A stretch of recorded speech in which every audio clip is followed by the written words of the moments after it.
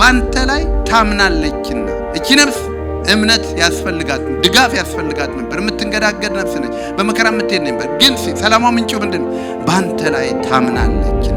ባንተ ለምትደገፍ ነፍስ ፈጽመህ በሰላም ትጠብቃታለህ።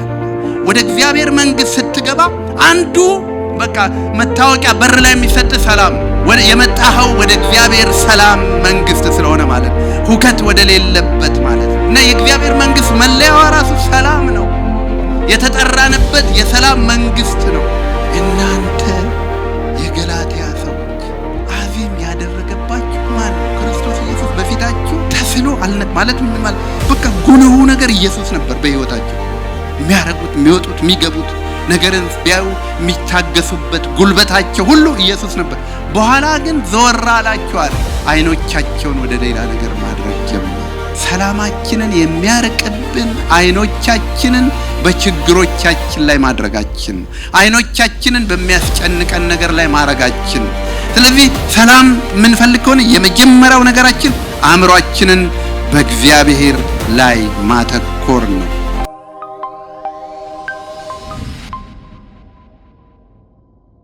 ዛሬ እግዚአብሔርን ማንነት ደግሞ አንዱ የምናይበት ነው። የምህረት ማንነቱን አይተናል ባለፉት ሳምንታት ታስታውሳላችሁ። አሁን ዛሬ ደግሞ እግዚአብሔር የሰላም አምላክ ነው የሚል ነው። አሜን። እግዚአብሔር ምንድነው? የሰላም አምላክ ነው። ሃሌሉያ። ሰላም ሌላ የትም ቦታ የለም። ይገርማችኋል። በጣም ውዱ ኮሞዲቲ አሁን ምን እንደሆነ ታውቃላችሁ? ሰላም ነው። ዋናው ከአልማዝም ከዳይመንድም ውዱ ምንድነው? ሰላም ነው። ግን መገኛ አለው። ጌታ የተባረከ ይሁን። የሰላምሽ ጌታ እዚህ አለ። አሜን። የሰላምህ ጌታ በውስጥህ አለ። ወደ እርሱ ስትመጡ ወደ ሰላም ጌታ ነው የመጣችሁት። ሃሌሉያ፣ ስሙ ይባረክ። አሜን። ስለ ሰላም እንማራለን። የሰላም አምላክ ነው እግዚአብሔር። አሜን። ጌታ ስምህ ይባረክ። ሃሌሉያ። ለናንተ የማስባትን ሐሳብ እኔ አውቃለሁ። አሞህ ቢሆን ዛሬ በትዳር አዝነህ ቢሆን በኑሮ ምታዝን ቢሆን በምንም ነገር ብታዝን ቢሆን እግዚአብሔር ላንተ የሰላም ሐሳብ አለው። ስሙ ይባረክ። ምን ይላል? አውቃለሁ። ማስባትን ሐሳብ እኔ አውቃለሁ። ፍጻሜ አንድ ተስፋ ሰጣችሁ ዘንድ የሰላም ሐሳብ ነው እንጂ የክፉ ነገር አይደለም። እግዚአብሔር የምን አምላክ ነው? የሰላም አምላክ ነው። ወገኖቼ ሰላም በብዙ ስፍራ እጦት ስላለ ያስጨንቃል። በነገስታት ግቢ ብዙ የሰላም ችግር አለ። የማናቀውን ባንናገር እንኳን የምናቃቸውን መናገር እንችላለን። ንጉሥ ሳኦል የተባለ ሰው ነበረ። ሁሉ ነገር አለው፣ ሰላም ግን የለም። ጦር አለ፣ ምግብ አለ፣ ባለሟል አለ፣ ሁሉ ነገር አለ፣ ሰላም የለም። ስለዚህ ይታወካል። አንድ ግን ከአንበሳ ጋር እየተዋጋ በሰላም የተሞላ ሰው አለ። ሃሌሉያ። ከጌታ ጋር መኖር ሰላም ካላመጣ ወገኖቼ እንደገና ሶኬታችንን ማስተካከል አለብን። አንዳንደኛ ቤት ብዙ ስልኮች ስላሉ ስልኩን ሰካው ብዬ የተነቀለውን ነው የምሰካው። ስለዚህ ከደቂቃ በኋላ እጄሳይ ምንም ቻርጅ አላደረገም። ከጌታ ጋር መሰካታችን ማድረግ እሱ የሰላም ምንጭ ነው። ጌታ ባለበት ሰላም አለ። ይሄ የጌታ ዲፊኒሽን ነው። ታውከው ነበር፣ ጌታ ያለ ጊዜው ሄደ ብለው በሐዘን ነበሩ። ታስታውሳላችሁ። ገና ያድነናል ብለን መንግስት ይመልሳል ብለን ለእስራኤል ርስት ይሰጣል ብለን ተስፋ ያደረግነው አጣ ነው ብለው ተዘግተው ቁጭ ብለው ነበር ይላል። በተዘጋ ቤት ገባና ይላል ጌታ። ሃሌሉያ። ሰላም ለዚህ ቤት አለ ይላል። በተዘጋ ቤት የሚገባ ጌታ አለ። በተዘጋ ቋጠሮ ኑሮ በሚያስቸግርበት ለሰው የማይቻል በሚችልበት ስለ ኦቲስቲክ ስትሰሙ እህቴ ራሔልን እያልኳት ነበር። እኛ ቤት ፕራክቲስ አድርገናል። ለጌታ ክብር ሁሌ ነው የምንናገረው። ሁለቱ ልጆቻችን ተብለው ወረቀትም ተሰጥቶን ስፔሻል ትምህርት ቤት የሚማሩ ተብሎ ነበር። እቺ የተባረከችም የእግዚአብሔር ሰው አይ ሌላ ትምህርት ቤት አይገቡም ማለት እንጸልያለን። አሁን የትኛው ነው ብትሉ መለየት አይቻልም። እንግዳ መጥቶ ባያቸው የትኛው እንደሆነ ያስታውቃል። በጣም ፕሮፌሽናል ካልሆነ ምናልባት አንዳንድ የቀረች ትንሽ ነገር ስላለ እግዚአብሔር ምንድነው? የሰላም አምላክ ነው። አይቻልም የምትለው ነገር ሰው ስላልደረሰበት ላይቻል ይችላል። ለእግዚአብሔር ግን የሚሳነው ነገር የለም። አንዱ እግዚአብሔርን ማወቃችን የሚገለጠው የማይቻለውን የሚችል ሃሌሉያ በጎደለው ሙላት የሚያመጣ ለደረቁ አጥንቶች ሕይወት የሚሰጥ የሌለን እንዳለ አድርጎ መጥራት የሚችል የናዝሬቱ ኢየሱስ ስላለ ነው። እኛ የዚህ ማረጋገጫዎች ነን። አብዛኛዎቻችሁ ብትጠየቁ ሲወጣችሁ የናንተ መኖር የሱን ተአምራት ገላጭ ነገር ነው። ስለዚህ በሳኦል ቤት ሰላም እጦት ነበረ። ሁሉ ኖሮ ሰላም ይጠፋል። አሁን እቺን ምድር ብታው ገንዘቧ ጨምሯል፣ ቴክኖሎጂዋ ጨምሯል፣ ግን የሰላም እጦት ጨምሯል። የእንቅልፍ ኪኒን ቼክ አርጉ፣ ቀላል ነው። አሁን ኤአይ አፕም ካላችሁ ጉግልም ካላችሁ ቼክ አርጉ። የእንቅልፍ መድኃኒት ተመጽዋቾች ጨምረዋል ብላችሁ ብታው በየአመቱ እየጨመረ ያለ መድኃኒት አይተኛም፣ እየጨመረ ነው። ግን አንድ አምላክ አለ፣ የሰላም አምላክ ይሆን። የኛ ለዚህ ነው ሃይማኖት አይደለም፣ ይሄ እኮ ህይወት ነው የተባለ። ወደሱ ስትመጣ ህይወትን ያካፍልሃል። እንቅልፍ የለም አይደል? እንቅልፍ ይሰጣል። ለዚህ እኮ ነው ዳዊት እኮ እንግዲህ ሳኦል እንቅልፍ የለውም አልኳችሁ አይደል? ዳዊት ግን ምን ይላል? በየጫካው እየዞረ በየምናምን ተኛው አንቀላፋው። አይገርማችሁም? እንቅልፍ የሚሰጥ ጌታ ስሙ ይባረክ። ለዚህ እኮ ነው እርሱ ለሚወደው ይላል እንቅልፍን ባጠገባቸው ጊዜ የናንተ በማለዳ መገስገስ ከንቱ ነው ይላል። በማለዳ የሚገሰግሱ ግን ከንቱ የሆነባቸው ሰዎች አሉ። እርሱ ግን ለሚወዳቸው ይላል እንቅልፍን ያጠግባቸዋል። እና ዳዊት እንዲህ አለ፣ ተኛው አንቀላፋው፣ እግዚአብሔር ደግፎኛልና ነቃሁ። ስለዚህ ይሄ ሰላም የጠገበ ሰው ተጠራ ወደ ቤተ መንግስት። ሃሌሉያ። በገናችሁን ቃኙ ባካችሁ። አብሻን የዛሬ 10 ዓመት አካባቢ እንዲለው ነበር። አሁን ይኸው አውርዶ ለኛ በረከት ሆኗል አይደል? በገናችሁን ቃኙበት። ሃሌሉያ። የሰላም ጌታ ሲጠራ ይመጣል።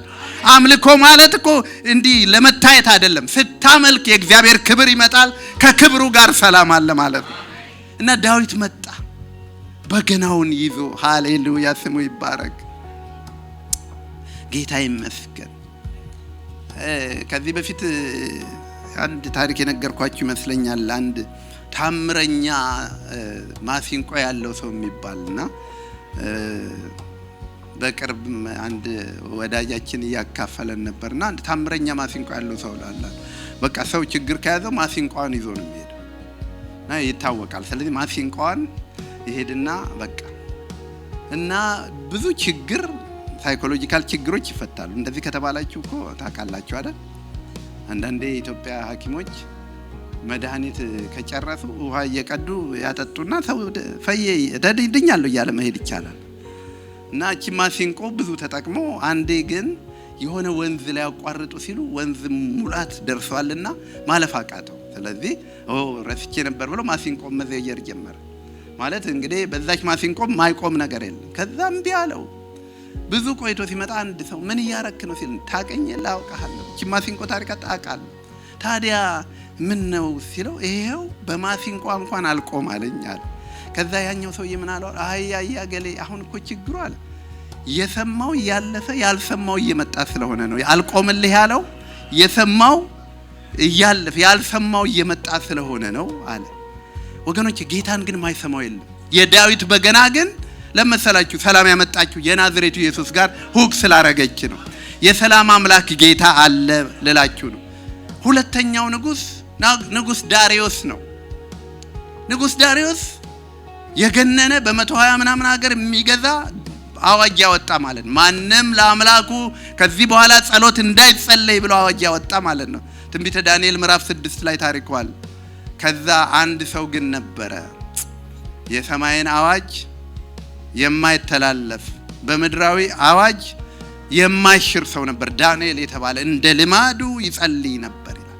እንደ ልማዱ ከዛ ተያዘ። የሰማውት ምንድነው አለው ንጉስ። ልክ ነው ተባለ። በሉ ጣሉት አለ ንጉስ። ጣለው።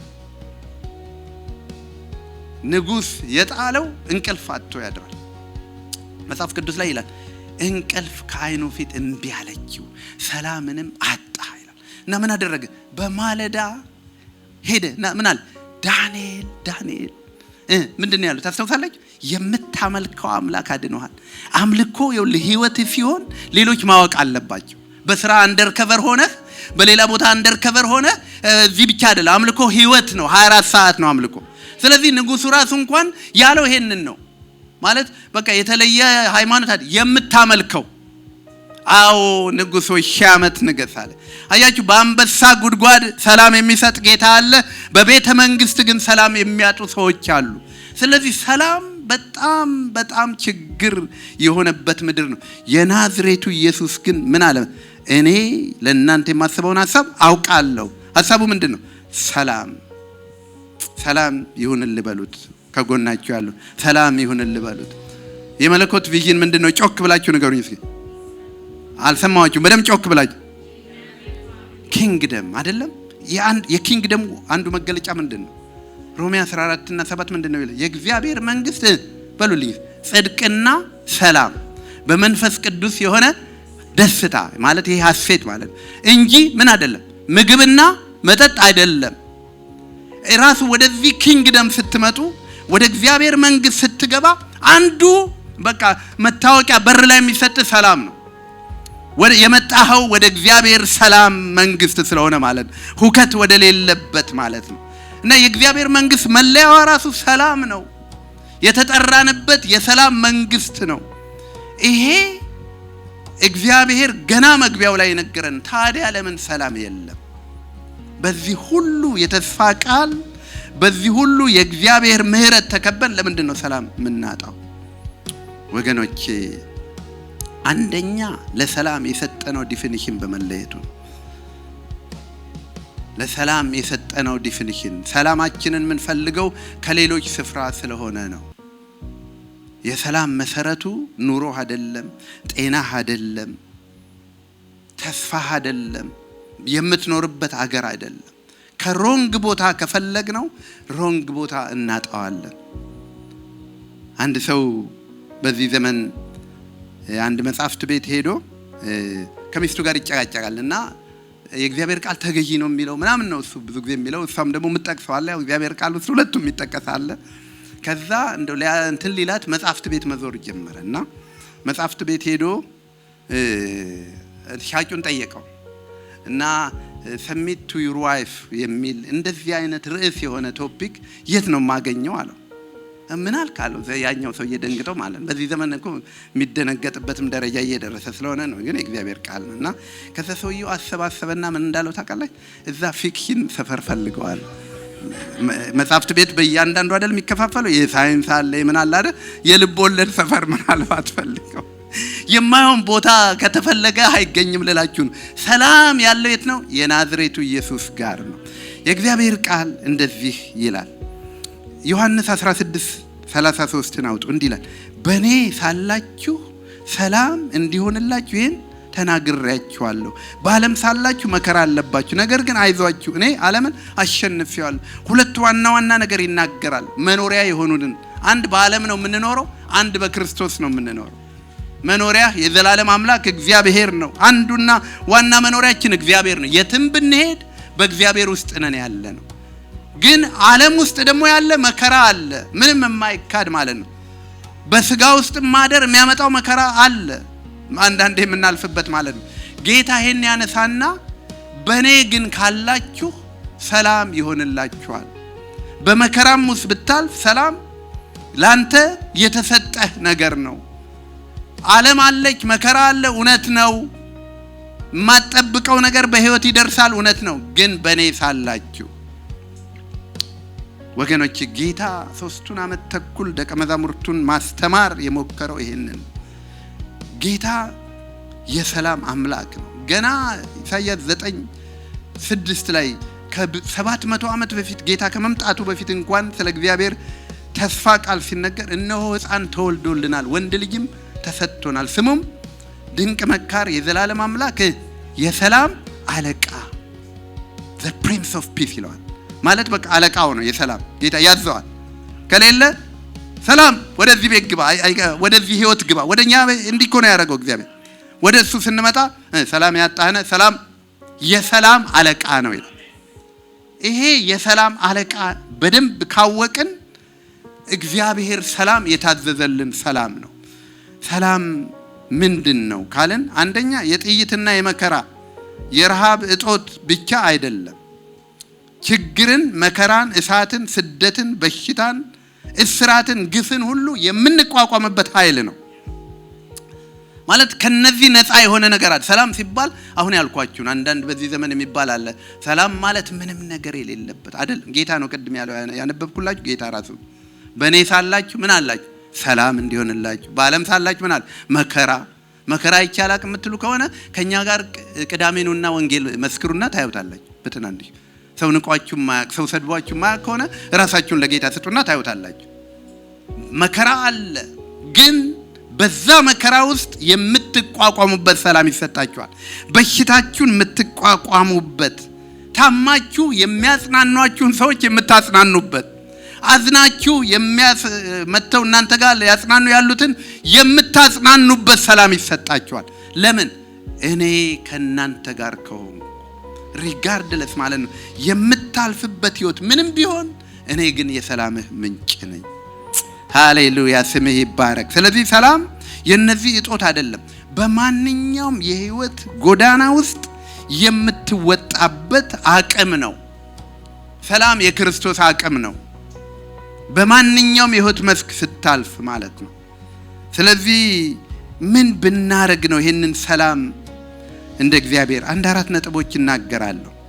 አንደኛ፣ የእግዚአብሔር ሰላም የሚመጣው አእምሮህን በመጠበቅ ነው። ብዙ የሚከፈተው ስጋችን ሳይሆን አእምሮአችን ነው። የሰላም እጦታችን መነሻው አእምሮአችን ነው። ሊያስጨንቀን የማይገባውን አገዝፈን በማየት ሐሳባችንን በችግሮቹ ላይ በማድረግ ስለዚህ ጴጥሮስን ውሰዱት። ጴጥሮስ ጌታና አለው በውሃ ላይ ወክ ማድረግ ጀመረ። ማንን ያይ ነበር ይላል መጽሐፍ ቅዱስ? ጌታ ኢየሱስ ላይ አይኑን ተክሎ ነበር። ከዛ ምን አደረገ? ወደ ሞገዱ ዞር አለ። ሞገዱን ማየት ሲጀምር ምን ማሆን ጀመረ?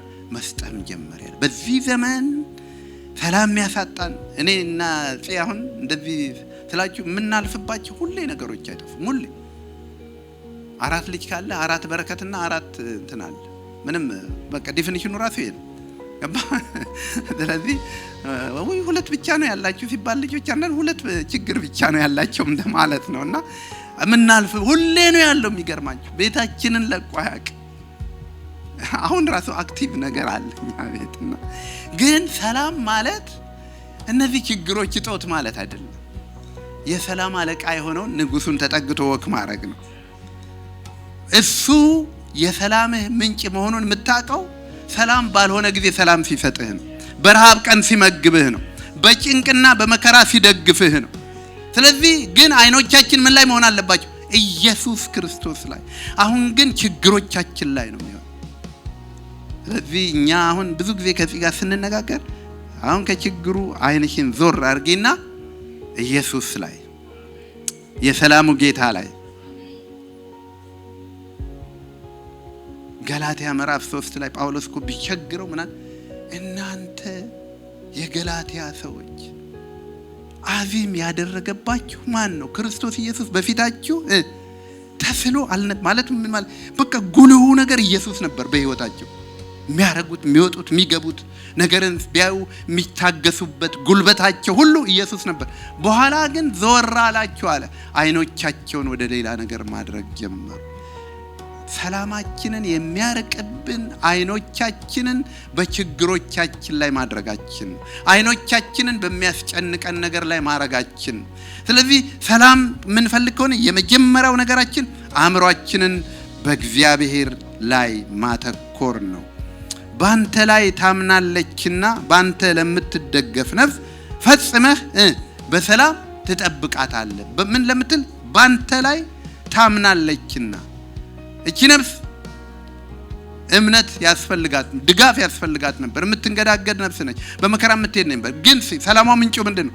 ባንተ ላይ ታምናለችና ባንተ ለምትደገፍ ነፍስ ፈጽመህ በሰላም ትጠብቃታለህ። አያችሁ ወገኖች፣ አእምሮአችሁ እየተሞላ ሲሄድ በእግዚአብሔር ታማኝነት፣ በቃል ኪዳኑ፣ በቃሉ በተባለው ከልጅነታችሁ ጀምሮ በተናገረው በመከራው ላይ ሳይሆን በመከራው ጌታ ቅድም እንዳልኩት ጴጥሮስ ማየት የማዕበሉን ጌታ ትቶ ማዕበሉን ማየት ሲጀምር መስጠም ጀመረ። ከዛ ግን እጁን ዘረጋለት። ሃሌሉያ! ዛሬም እጁን የሚዘረጋ የሰላም ጌታ አለ። መርከባችሁ የሚናወጥ ቢሆን በህይወታችሁ የሚናወጥ ነገር ቢኖር የመርከቡ ጌታ ማዕበሉን ማረጋጋት የሚችል ጌታ ከናንተ ጋር አለ። ዋን ኮል አዌይ 911 እኮ እንደውም ረጅም ነው። አንዳንዴ ባይነሳ ትላላችሁ አይደል? ጌታ ሆይ ሲባል የሚሰማ ጌታ አለ። ሐዋርያቱ እኮ እንዲህ ብለዋል ብዙ ጊዜ በዛች በምትናወጥ ማዕበል ያሉት ይሄንን አይደለም እንዴ? ጌታ ሆይ ያሉ። በቃ ስንጠፋ አይገድህም። እናንተ እምነት ይጎደላችኋል። እምነት አይጉደለን። በጌታ በኢየሱስም ሊያጠፋን የሚመስለን ነገር የክብርና ክርስቶስን የምናይበት ነው። ሃሌሉያ! መከራችሁ የታማኝነቱ መገለጫ ይሆናል። አንዳንዴ ምስክርነት የሚጻፍበት ጊዜ ይሆናል። አንዳንዴ ጌታ የተባረከ ይሁን። ሃሌሉያ! ስለዚህ የመጀመሪያው ነገር ሐሳባችንን በክርስቶስ ላይ መጣል ነው። ንፋሱን፣ ማዕበሉን፣ መከራውን፣ ዜናውን ሳይሆን የናዝሬቱ ኢየሱስን በማየትና በመታመን። ስለዚህ የእግዚአብሔርን ሰላም ከፈለክ አእምሮህን በእግዚአብሔር ላይ በማተኮር ሐሳብህን በክርስቶስ ኢየሱስ ጠብቅ። ሁሉን ቻይነቱን፣ ሰላም የእርሱ መሆኗን፣ የተስፋ ቃል የሰጠው የታመነ መሆኑን፣ አባትነቱን፣ በጎነቱን መንገድ መሃል እንደማይተው አስበው። ሰላም ይሰጣል። ሌሎች የሚናወጡበት የህይወት ምዕራፍ ላንተ መናወጫ አይሆንም። የዜማ ጊዜ ይሆንልሃል። ጳውሎስና ሲላስ እንደዚህ ነው የሆነባቸው። እስራት ነው፣ ግዞት ነው፣ ተገርፈዋል እኮ ተተልትለዋል ነው የሚለው መጽሐፍ አይደለም? በደንብ ነው የተገረፉት። ግን ግርፋታቸው ላይ አያተኩሩ። አይገርማቸው? እኛ ቢሆን በጌታ ላይ የምናወርደው ስሞታ ብዛቱን አስቡት። ምን አድርጌ ነው? ስላገለገልኩ ነው። ከልጅነቴ ጀምሮ እንዲህ አንዳንዴ እንዲህ ልንል መምር አይደለም። እግዚአብሔር ግን ዜማ ሊሰጣችሁ። ሃሌሉያ! ብዙ ዜማዎች ፓወር ያላቸው በመጽሐፍ ቅዱስም በዚህ በዘመኑ አገልጋዮችም በመከራ ያለፉ ሰዎች ናቸው። ይገርማቸዋል። መከራውን ሉዓላዊ እግዚአብሔር ሉዓላዊ ነው የሚለው መዝሙር እንዴት ነው የተጻፈው? ታውቃላችሁ አይደል? ታሪኩን ልጁ እርሊ ወደ ጌታ ሄዶ ነው የዚህ ወንድም አገልጋይ። ግን ከዛ ህይወት ውስጥ የወጣው መዝሙር ቢያንስ እኔና ቤቴን በሚሊዮን የሚቆጠሩ ሰዎችን ባረከ። መከራችሁ በእግዚአብሔር ላይ ካተኮራችሁ የእግዚአብሔር አዲስ ታሪክ መጻፊያ ለእናንተ ደግሞ የክብር መጀመሪያ ይሆንላችኋል። ግን መከራው ላይ ካተኮራችሁ አንደኛ በዓለምም እንኳን አይጠቅምም። ሳይኮሎጂስቶች የሚመክሯችሁ ይሄንን ምን ይጠቅማችኋል? አባቶቻችንም የፈሰሰው አይታፈስም ይላሉ አይደል? ምን ይጠቅማል ለትናንት መጨነቅ? በዓለምም አይጠቅም። በጌታ ግን ኖ ኖ ኖ ኖ ኖ። በዚህ ውስጥ እግዚአብሔር ሐሳብ አለው። በዚህ ውስጥ እግዚአብሔር ምህረት አለው። ለምን? እግዚአብሔር የፈሰሰንም ውሃ ማፈስ ይችላል። በኢትዮጵያ ስለተነገሩ ብቻ የሚሰሩ እንዳይመስላችሁ።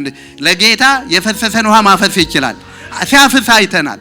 የተበሉ ዘመኖችን በክብር ሲመልስ አይተናል። ሐኪም አትችሉም ያላቸውን ሲችል አይተናል። ዛሬም ይችላል። ጆኒ እኔ በዘመንህ ሁሉ እግዚአብሔር ባንተ ይሄንን ብቻ ነው መጽሐፍ የሚፈልገው። እግዚአብሔር የማይቻልን ነገር ሁሉ ይችላል። ይሄንን እግዚአብሔርን ካልሆነ የምታመልኩት በጌታ ፍቅር ደህንነት ትምህርት ጀምሩ። እውነቴን ነው የምነግራችሁ። የማይቻል አብርሃም እንደዚህ ያለ። አብርሃም ተስፋ ባልሆነው ጊዜ ያለ ተስፋን ይዞ በረታ እንጂ ባለማመን ምክንያት አልዘገየም አለ እና ይላል አብርሃም ለሞተው ሕይወትን በሚሰጥ የሌለን እንዳለ አድርጎ በሚጠራ ባመነበቱ በአምላኩ በረታ እንጂ ይላል። አብርሃም ይሄ ነው እምነት ሆኖ የተቆጠረለት። ሙት የሆነውን የሳራን ማህፀን ሳይደክም በእምነት ተመለከተ። ወገኖቼ እግዚአብሔር ማለት ይቻላል ዓለም የሚችለውን የሚችል አምላክ አይደል፣ የማይቻል የሚችል አምላክ ነው። ሰላም በጠፋበት ሰላም የሚሰጥ ነው። እረፍት በጠፋበት እረፍት የሚሰጥ ነው። ግን ምን ይጠይቃል? አእምሯችሁን በጌታ ሐሳብ ጠቅልሉ። ፊልጵስዩስ ምዕራፍ 4 ላይ በስፋት ይሄን ይናገራል። አጥኖት ማለት ጌታ ቅርብ ነው ይላል። የሚሰማችሁ አምላካችሁ ቅርብ ነው፣ ሁሌ ቅርብ ነው። በልመናና በምልጃ ከምስጋና ጋር አስታውቁ እንጂ በአንዳች አትጨነቁ። ከዛስ ይሄድና ሐሳባችሁንና አእምሯችሁን በክርስቶስ ኢየሱስ ሰላም ይጠብቃል። እሱ ይጠብቃል። ከናንተ ግን ድርሻው ምን ይላል? ስለዚህ ይላል እምነትን፣ በጎነትን፣ ፍቅር ያለበትን፣ ተስፋ ያለውን፣ ሰላም ያለበትን አስቡ። አያችሁ አእምሮአችሁ በእግዚአብሔር ሐሳብ ሲሞላ ያኔ ሰላም መምጣት ይጀምራል። እንደውም ሰዎች እንደንተና ያዩዋቸዋል። አይሰማውም እንዴ? የሚያልፍበት አይታወቀውም እንዴ? አልገባውም እንዴ ይሏቸዋል። የክርስቶስ ሰላም ግን ከሰው መረዳት በላይ ስለሆነ ግን አእምሮአችን የኛ ስለሆነ ጋርድ ዩር ሃርት። ባለፈው ትዝ ይላችኋል ዳዊት እንደ ልቤ ከተባለው ነገር አንዱ ልቡን በእግዚአብሔር ቃል ይጠብቅ ነበር ብለናል። ሰላም አእምሮአችንን በመጠበቅ። ሁለተኛ ሃሌሉያ ስምህ ይባረክ ጌታ ሆይ። ሁለተኛ የእግዚአብሔር ሰላም የሚመጣው እግዚአብሔር መልካም መሆኑን በማሰብና በማሰላሰል በማስታወስ ነው። አስቡት እስከዛሬ የተደረገላችሁን ነገር። ወደፊት ማረጋገጫ አያስፈልገው። አምላኬ መሐሪነቱን፣ ታማኝነቱን፣ አምላክነቱን ወደፊት ማረጋገጫ አያስፈልገው። ኢዮብ ለዚህ ነው ወገኖቼ በጣም ጻድቅ ሰው ነው፣ ቅን ሰው ነው። የማይጠብቀው መከራ ነው የደረሰበት። እግዚአብሔር አይወራረድባችሁ። እግዚአብሔር ከተወራረደባችሁ በጣም ከባድ ነው። እውነቴን ነው የምላችሁ። ባሪያዬን ኢዮብን አየኸዋል? ዋው! አንተ ከልለህለት አጥረህለት ነው እንጂ ትንሽ እንትን ብትለው አለ ቀጥል አለው። አቤት እግዚአብሔር እኮ እንዴት እንደጋረደን ወገኖች። ቀጥል ብትባል እኮ አሁን የምታጉረመረምበት ነገር ምን አለ እሱ በመጣ ትላል። ያውኑ ችግርህ እንደምንም እንዳልሆነ ትቆጥረዋለህ ማለት ነው። ከዛ ኢዮብ እንደምታውቁት ዋጋ ከፈለ። ግን ታውቃላችሁ አይደል? በዚህ ህይወት የተቃኘ ስለሆነ ምን አለ? እግዚአብሔር ሰጠ፣ እግዚአብሔር ነሳ፣ የእግዚአብሔር ስም የተባረከ ይሁን። ማጉረመረምበት ነገር የለኝም፣ ካንተ ነው የተቀበልኩት። ምን ማለት መሰላችሁ? ወደፊቱ ምንም ነገር ቢመጣም ቢሄድም የሱን ክብር አይቀንሰውም። ስለዚህ ኦሬዲ እግዚአብሔር በቂ የሆነ የህይወት ምህረት ቸርነት አድርጎልኛልና እሱን አስባለሁ፣ እሱን አሰላስለዋለሁ። አስቡት፣ መልካምነቱን አስቡት። አምልኮ ህይወት የሚጠቅመው አንዱ ለዚህ ነው። አያችሁ ከነችግር ሆናችሁ እኔ ወደ ጌታ እንድመጣ ካደረገኝ አንዱ ብዙ ጊዜ ነግሬያችኋለሁ። አንድ ያንግ ፋሚሊ ከባለቤቱ ጋር አብረን እንሰራ ነበር። ዶክተር ነው። በድንገት ወደ ጌታ ሄደ። እኔ ያኔ በጌታ አልነበርኩምና ደነገጥን። ስንሰማ ቢሮ ሄድን። ስንሄድ አረሳውም እስከዛሬ። ምናልባት 30 ዓመት የሆነው ዶክተር ነው። በጣም ብራይት ተስፋ ያለው ሰው ድንገት ወደ ጌታ ሄደ። እቺ ልጅ ቤቷን ሰውታ ነው የተከተለችው። ማለት ቤተሰቧ ይሄን ጋብቻ አልተስማማም ነበር። ድንጋጤውን ማሰብ ትችላላችሁ። ስንሄድ ግን ያየሁት ነገር እስከዛሬ አእምሮ ይስጣል። ስንሄድ ያየሁት ነገር አየማረሳቸዋለሁ። ነፍሴን ወደ አንተ አፈሳለሁ እጄን። እንዴት ሰው በዚህ መከራ ውስጥ ሆኖ ይዘምራል? 3 ትናንሽ ልጆች ጥሎ የሄደ ሰው እንዴት አድርጎ ይዘምራል? እንዲህ አልኩኝ ለራሴ፣ እውነትም አምላክ ካለ እነዚህ ሰዎች መካከል አላሉ። ለምንድን ነው መሰላችሁ የዘመኑ ምስክርነታችን አቅም ያጣው? ዓለም በምትጨነቅበት እንጨነቃለን። መኪና ተጋጨ ብለን እየየ እንላለን። ማለት ህይወታችን አሁን ምስጋናችን ምን ሆኗል? እግዚአብሔር እንዲህ ቢያደርግልኝ እንዲያደርግለታል። ስለት እኮ ማለት ይሄ ነው። ስለት ማለት እኮ ይሄ ነው። እግዚአብሔር እንዲህ ካረገልኝ እንዲያደርግለታል። ይሄ ትክክል አይደለም። ይገርማችኋል። ቢያረግም ባያረግም ቢያድነንም ባያድነንም ላቆምከው ምስል አንሰግድም።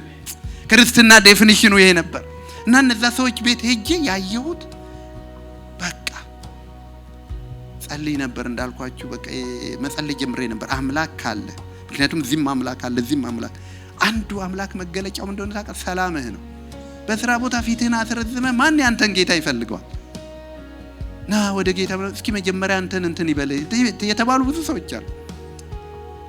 እኛ ከዚህ በፊት አንዴ ለምስክርነት ወጥተን ያለውበት የሚያስተራርቁ ብፁዕ ናቸው ይላል። ከእግዚአብሔር ጋር ታረቁ ምናምን ስንል አንድ ሰው መጀመሪያ እናንተ ታረቁ አለ። ይሰማሉ ወሬያችንን። የገሌ ቤተክርስቲያን ከገሌ ጋር ሰላምህ ከሌለ ምስክርነት ኃይልህ የለም። እና እነዚህ አባቶቻችን ግን ሰላማቸው የሚታይ ነበር። በአሳዳጆቻቸው ፊት በኑሮ አይመቻቸውም፣ በምግብ አይመቻቸውም፣ ግን ሰላማቸው ይበዛ ነበር። ለምን? አምላካቸውን አውቀውታል። ስለዚህ መልካምነቱ ላይ ያተኩራሉ፣ መልካምነቱን ያስባሉ። ችግርና መከራችንን በጌታ መነጽር በማየት ታላቅነቱን ማሰላሰል። ዳዊት እንዳለ ማለት ነው፣ አንተ መልካም ነህ፣ መልካምን አደርግ ዘንድ ሥርዓትን አስተምረኝ አለ። እግዚአብሔርን መልካምነቱን ማሰብ። እስኪ ያስቡ፣ መልካምነቱ ምን አደረገላችሁ? እስከዛሬ ሰው አደረጋችሁ። ባጭሩ ሰው አደረጋችሁ። ሰው አደረገን። ሌላ መዘርዘር እኮ ያስፈልግ። ሰው ደግሞ ያውም ከሰው ምን አደረገን? የክብሩና የምስሉ ተካፋዮች አደረገን። የሚገርም እኮ ነው። አሁን ከዚህ በኋላ ምንድነው? ጌታ እኮ ይሄንን ያላችሁ አጋንንት ስለወጣላቸው ደስ አላቸው። ከዛ ይልቁንስ ስማችሁ በሕይወት መጽሐፍ ስለተጻፈ በዚህ ደስ ይበላችሁ። ይታያችሁ፣ በሕይወት መጽሐፍ ስሙ የተጻፈ ሰው በሆነ ነገር ሲያዝን፣ ስለዚህ ስታስቡት ይመጣባችኋል። ዳዊት ብዙ ቦታ እንዲህ ይላል፣ የጥንቱን ነገር አሰላሰልኩት፣ አጠነጠንኩት። የእግዚአብሔርን ነገር አስቡት፣ መልካምነቱን አስታውሱ። ከመልካምነት ከፍቅር በቀር ስለ ኢየሱሴ እኔ ምን ልናገር? እምባዬን ጠርጎ ከዓይኔ ላይ ብዘምርለት ይበዛል ሆይ። ምን ያልተቀበልነው ነገር አለ? ምን ያልተቀበልከው ነገር አለ? ተኝተ የመጣህበት እንኳን የምህረት አልጋ ነው፣ ስሙ ይባረክ። መሬት ያልሸሸችው ከምህረት የተነሳ ነው፣ ስሙ ይባረክ። በሌሊት የተመከረውንስ እናንተ ያልሰማችሁትን ባሪያዬን እንዳትነካው የተባለበትን።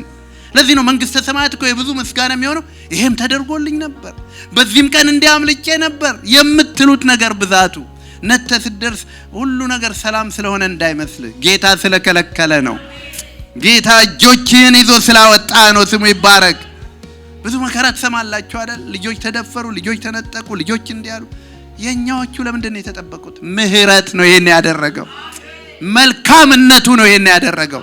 ስለዚህ የእግዚአብሔር መልካምነት እዚህ የጎላ ከሄደ ሰላማችሁ መብዛት ይጀምራል። ሃሌሉያ! አንተ መልካም ነህ ማለት ትጀምራላችሁ። አንተ ለኔ መልካም ነህ ማለት ትጀምራላችሁ። ጌታ ይመስገን ወገኖቼ፣ እግዚአብሔር መልካም ነው። በመልካምነቱ ይሙላህ። በቃ ያኔ ትርፍ ነገር አልፈልግም ማለት ትጀምራለህ። ለምን? እግዚአብሔር በቂ ነው። ግን አእምሯችንን በመልካምነቱ መሙላት አለበት። ስምህ ይባረክ እግዚአብሔር ሆይ። አያችሁ፣ አእምራችሁን በመልካምነቱ ስትሞሉት አባትነቱን ማሰብ ትጀምራላችሁ። አባትነትን ጥቂት እየተለማመድኩ ነው። አሁን ልጆቼ በጎረመሱ ቁጥር ድሮ ለካ አባትነት ቀላል ነገር ነው። ሳይጎረመሱ አባትነት ቀላል ነው። ና ስትለው እየመጣ ሂድ ስትለው እየሄደ ምንም ቀላል እኮ ነው። አሁን እያመፀ አባትነትን ስትገልጥለት ዋው! ከዚህ በፊት ብያቸዋለሁ አይደል? አንድ ሰው ለጓደኛው ይነግረዋልና ልጅ አስቸገረኝ፣ አምሽቶ ይገባል፣ እንዲህ ያደርግ እንዲህ ምናምን ያለውና እንዴት እምለዋለሁ። እኔ አንተም ብሆን ከቤት አባረረው ነበር አለ። እኔም አንተም ብሆን አባረረው ነበር አለ። ታዲያ ለምንድን ነው የማታረገው ሲሉ ያንተን ልጅ አባረረው ነበር። በሰው ልጅ ላይ ነው የፈረደው። ገብቷቸዋል። እና አባት ግን ያውቀዋል ማለት አባት አለ፣ የሰማይ አምላክ አለ። እኔ አባት አለኝ። ሃሌሉያ! የአባትነት ፍቅር ሳናገኝ ያደግን አለን አይደል? ግን ይሄኛውን የዘላለሙን አባት ፍቅር ግን ጠግበን ነው ያደግ። ጥግብ ብዬ ነው ያደግኩት። ሃሌሉያ! ለምን? አባቴ መልክ እናንተ አላችሁ ክፉዎች ስትሆኑ። ደግ አባት ማን ነው እዚህ አካባቢ ደግ አባት ብላችሁ እኮ ሁላችሁም አይደል የምትነሱት? በጌታ ስታንዳርድ ምንድን ናችሁ? እናንተ ክፉዎች ስትሆኑ። ጃካውን በጣም ደግ አባት ነው አውቀዋለሁ። በሆነ ልጆቹን በጣም ነው እንትን የሚላቸው። በቃ ማለት ለልጆቹ የሚደረግ ከሆነ ይደረጋል። አንዳንድ ነገር አሁን የሆነ ፕሮግራም ይደረጋል፣ ስራም ትቶ ምናምን አሉ ዋጋ የሚከፍሉ ብዙ አባቶች። በጌታ ግን ስትነጻጸሩ ምንድን ናቸው? አይዟችሁ በሉት። ምንድን ናቸው? ጌታ እኮ እንድናየው እኮ ፈልጎ ነው። ውድድር እንኳን እንደሌለ ለዚህ ነው በዝማሬ አንዳንዴ እግዚአብሔር አንደኛ ነው ሲባል ትክክል የማይመስለኝ እኔ አንደኛ ከሆነ እኮ ሁለተኛ አለ ማለት ነው አይደል? አሁን ግን አንዳንድ የተቀቡ ልጆች እየተነሱ ብቸኛ ነው ማለት ጀምረዋል። ጌታ ይመስገን። ስለዚህ እግዚአብሔር እናንተ ክፎች እኮ ሲል አንወዳደርም። አባትህ መልካም ነው በሰላምተኛ አባትህ መልካም ነው የነገነ ያቃል በሰላምተኛ የመከረብህ ሊኖር ይችላል አይደለም? ምክራቸውን ከንቱ የሚያረቅ አባት አለ። የሃማን ምክር የሚገለብጥ አምላክ አለ። ይሄን ግን በአእምሮአችሁ መሙላት አለባችሁ። ካልዛ አእምሮአችሁ ሁከት እየገባ ከሄደ መናወጥ ትጀምራላችሁ። እግዚአብሔርን ግን በአእምሮአችሁ ከሞላችሁት ሃሌሉያ ምስጉን ነው በክፎች ምክር ያልሄደ። የእግዚአብሔርን ቃል በማጠንጠን በማስታወስ ስትሞሉ መልካምነቱን ማሰብ ትጀምራላችሁ። ለእናንተ የማስባትን ሐሳብ ያለውን ትጀምራላችሁ። ሃሌሉያ ስሙ ይባረክ። ስለዚህ ቃሉን አሰላስሉ። መዝሙር 77ን ላንብብላችሁና ጨርሳለሁ። መዝሙር 77 የሚገርም የዚህ መታሰቢያ ነው። እንዲህ ይላል፣ በቃሌ ወደ እግዚአብሔር ጮኩ፣ ቃሌም ወደ እግዚአብሔር ነው። እርሱ ምን አደረገኝ? አደመጠኝ። ያደምጣል እግዚአብሔር። ያ ችግረኛ ጮኸ፣ እግዚአብሔርም ሰማው፣ ከመከራው ማዳነው። እንኳን ልጆቹን አይደለም ችግረኛ የሚሰማ አምላክ በሰማይ አለ። አምላኬ እንደዛ ነው። ሃሌሉያ የኔ አምላክ እንደዛ ነው። በጣም ደግ ነው። ለዚህ ነው ከአንዳንድ ሰዎች ጋር ስንወያይ ኦነር ኪሊንግ ምናምን የሚሉትን ሊያስረዱኝ ሲሞክሩ አላቅም ምን አይነት አምላክ እንዳለ። የኔ አምላክ ግን በጣም ሩህሩህ ነው። የኔ አምላክ እጅግ ደግ ነው። በጣም በጣም በጣም ደግ አምላክ ነው።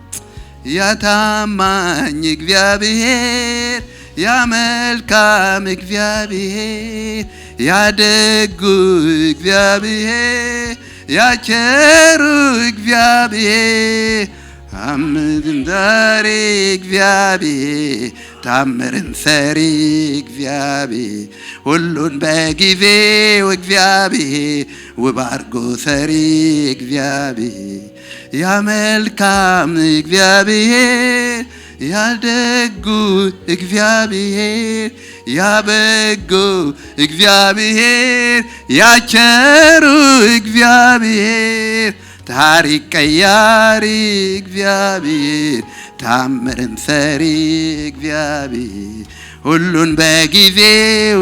ይሄ ነው የኔ አምላክ። እኔም ማቀው አምላክ ይሄ ነው። ስሙ ይባረክ። እስከ ዛሬ በቤቱ የተሸከመኝ እንኳን እነዚህ በቤቱ የተወለዱ ልጆቻችንን አይደለም ከሜዳ አንስቶ የተሸከመን አምላካችን ይሄ ነው። ስሙ ይባረክ። ሃሌሉያ። አምላኬን አስበው።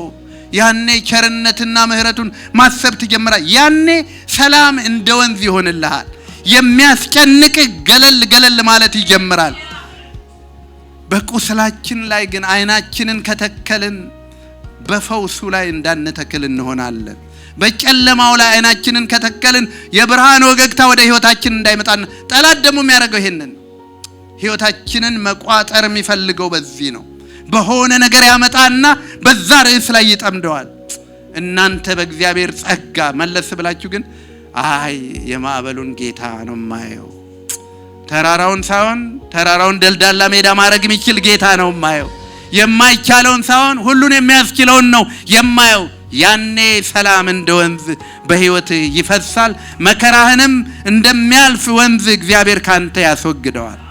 ስለዚህ እንዲህ ይላል ይሄ ዘማሪ፣ የአሳፍ መዝሙር ነው። በመከራዬ ቀን እግዚአብሔርን ፈለግኩት፣ እጆቼ በሌሊት በፊቱ ናቸው፣ አላረፍኩም፣ ነፍሴ መጽናናት አልቻለችም። እግዚአብሔርን አሰብኩት ደስም አለኝ። አያችሁ መከራውን አይደለም፣ ብዙ መከራ አለው ዘረዘረው፣ ግን እኔም አስበው ማንን ነው? እግዚአብሔርን አስቡት። እግዚአብሔርን ቀንና ማታ የከፉባችሁን ሰዎች አይደለም፣ የተከዳችሁትን ክህደት አይደለም፣ በፊታችሁ ያለውን ተግዳሮት አይደለም፣ ነገ የሚያስፈራራንን ማንንም አዋጅም ዜናም ሞትም አይደለም። እነ ጳውሎስ እኮ እንዲህ ብለዋል፣ የሞትን አዋጅ ሰምቼ ነበራል፣ በወንድሞች ፍርሃት፣ በውጭ ባሉት ፍርሃት፣ በመከራ በምን ይዘረዝራል ይሄን ሁሉ። ሆኖም ግን ይላል አያችሁ መጨረሻ ላይ ሲቋጠረው ማለት ነው ከክርስቶስ ሰላም ሚነጥቀኝ ህይወት ነው ሞት ነው እረፍት ነው ሰላም አንዳች እንደሌለ ተረድቻለሁ። ለምን? አእምሮውን በክርስቶስ መሙላት ጀመረ። አሁን ይሄ ባሪያ እንደዚህ ነው የሚለው፣ እግዚአብሔርን አሰብኩት ደስ ማለት ኑሮ አልተቀየረም። እግዚአብሔርን ማሰቡ ግን ደስ አሰኘው። ስሙ ይባረክ። እግዚአብሔርን በአእምሮአችሁ ስትሞሉ ጫወታችሁ እሱ ሲሆን ደስ ማለኝ። ተናገርኩ፣ ነፍሴም ፈዘዘች። አይኖቼ እንዲተጉ ያስካቸው፣ ደነገጥኩ፣ አልተናገርኩም። የድሮውን ዘመን አሰብኩ፣ የዘላለሙን ዓመታት አሰብኩ፣ አጠናጠንኩም። በሌሊት ከልቤ ጋር ተጫወትኩ። ከዛስ ነፍሴን አነቃቃኋት። ነፍሴን አደካከምኳት አይደለም። ሐኪም ያለውን ደጋግመ እየሰማ አይደል፣ ሰው ያለውን ሁኔታ የሚለውን ማዕበል የሚለውን አውሬው የሚለውን አይደለም ደጋግመን የምናስበው፣ እግዚአብሔር የሚለውን ደጋግመን እናስባለን። ያኔ ጠላትም የሚያውካችሁ እውነቴን ነው አድራሻ ተሳስቻለሁ ብሎ ነው የሚሄደው። ምክንያቱም የናንተ ሰላም እየበዛ ከሄደ ሰላማችሁ ይፈሳል። እኔ ሰላም እንዲሆንላችሁ መጣሁ አለ። ሰላም ብቻ እንዲሆን እንዲትረፈረፍላችሁ። የሰላም አምላክ ብቻ አይደለም፣ ካንቺው ሰላም ለጎረቤትሽ መውጣት አለበት። እኛ እኮ አሁን የተቸገርነው እናንተን ማለት አይደል፣ እኔ የተቸገርኩት ከቤቴ የሚወጣ ሰላም ከሌለ። ጠላት እኮ ዓላማው ይሄንን ነው። አሁን ሚሊተሪ ካምፕ ስልጠና የሚያደርጉ ለጦርነት ነው አይደል? እዛ ውስጥ ውጊያ ቢጀምሩ ለሀገር ሰላም ያመጣሉ የተባሉ ሰዎች ካምፕ ውስጥ ቢዋጉ አስቡት። የጌታን እኛ እንዲህ ነው የሆነው እኮ አሁን ሰላም ከኛ ወጥቶ ሌሎችን የሚያትረፈርፍ መሆን አለበት። የሰላምታሽ ድምጽ ከሩቁ ተሰማ ተባለች እኮ። ሃሌሉያ! የጌታ መገኘት በሰላሙ መረጋገጥ አለበት። የምታመልከው የሰላም አምላክ ነው። ሲሞላልህ ብቻ አይደለም፣ ሲጎድልብህም የሰላም አምላክ ነው። ምንም እንኳን አለኮ እንባቆም በቃ ከብቶች ከጋጣ ቢጠፉ የወይን አረግ በፍሬ ባይገኝ እኔ ግን በእግዚአብሔር ምን አደርጋለሁ? ሐሴት አደርጋለሁ። እግዚአብሔር ብቻውን የሰላም ምንጭ ነው። ብቻውን የሐሴት ምንጭ ነው። ይሄ ቢኖር ሰላም በሆንኩ ነበር አትበሉ። ንጉሥ አለ፣ ሰላም ነን። ኢየሱስ አለ፣ ሰላም ነው። ሃሌሉያ! እንደዛ ነው። እና አጠነጠን ነፍሴንም አነቃቃኋት ይላል።